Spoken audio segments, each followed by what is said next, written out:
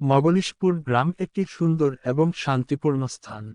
গ্রামটি সবুজে ঘেরা, যেখানে ধানক্ষেত, গাছপালা এবং ফুলের বাগান রয়েছে।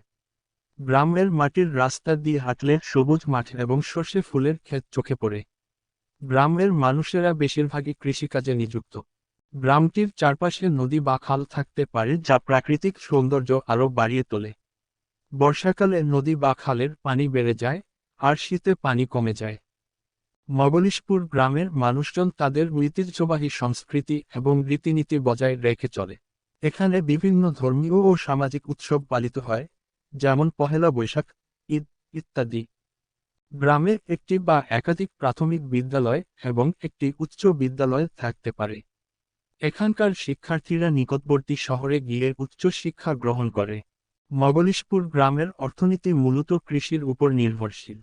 ধান, গম, সর্ষে, শাকসবজি এবং ফলমূল এখানকার প্রধান ফসল। এছাড়াও কিছু মানুষ ছোটখাটো ব্যবসা এবং চাকরির সাথে যুক্ত।